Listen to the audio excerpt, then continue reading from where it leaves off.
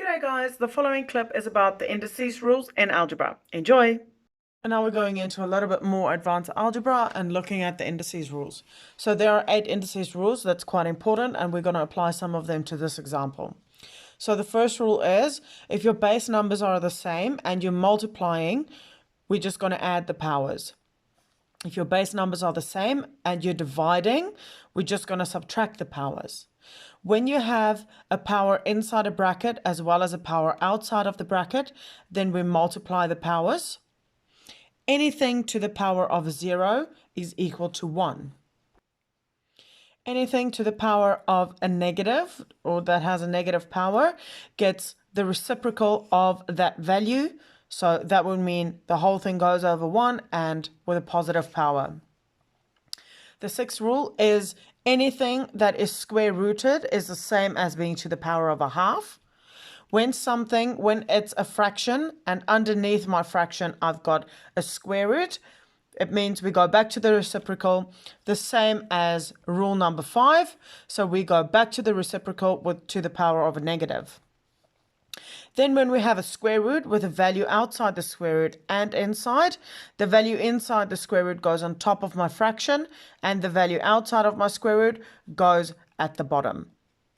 This is exactly the same as the square root rule, because technically a square root has a 2 outside and a 1 inside. Therefore, it's to the power of a half. Same thing applies here. The A is at the top and the B is at the bottom. So looking at this example over here, the first thing we want to do is we want to get rid of that negative power. We have identified that if we want to get rid of a negative power, we need to flip this fraction around. So we need to find the reciprocal of this fraction. When we do that, our fraction stays in the same format. It just becomes a positive. So I'm going to have a bracket of x to the power of 6 over 64 to the power of 2/3. Very important that my 2/3 stays the exact same. So what we need to do now is we need to simplify. When I've got a bracket, like we said in rule number 3, if I've got a power inside and a power outside, when we put them together, we multiply them. So we need to do that in here. What we need to do with that x, with that 6, is I need to multiply this 6 with that fraction. So when I do that, I'm going to do the working out of that over here. So 6 is equal to 6 over 1. And I'm multiplying that by 2/3. When I do that, I multiply the top by the top and the bottom by the bottom. So 6 times 2 gives me 12. And 1 times 3 is equal to 3. 12 divided by 3 is equal to 4.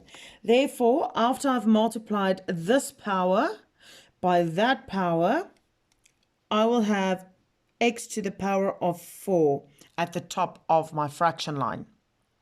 At the bottom of my fraction line, I'm going to have 64 to the power of 2/3. Because everything is numbers at the bottom of my fraction line, I can type it into my calculator to find out what the final answer is. Before I do that, I'm going to rewrite my x to the power of 4 at the top of my fraction line. And now I'm going to type in the denominator in my calculator.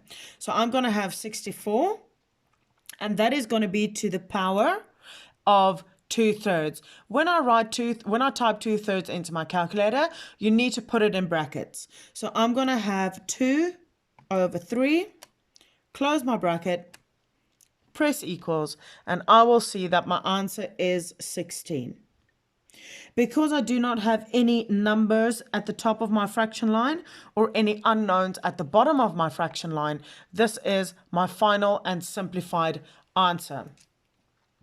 Just to be sure that you understand, we have gotten this by doing the calculation over here so that we can find to the power of 4. Very important that everything that is outside my bracket has to be to the power that is inside. So everything that in here has to be put to the power of -2/3. get the reciprocal, and everything has to find the same power. I hope this clip helped. If it did, please like this video, subscribe to my channel, and share it with anyone it might possibly benefit. If you've got any questions, please leave it in the comment section below, and I will get back to you as soon as I can. Also, please find the link to the rules of algebra over here.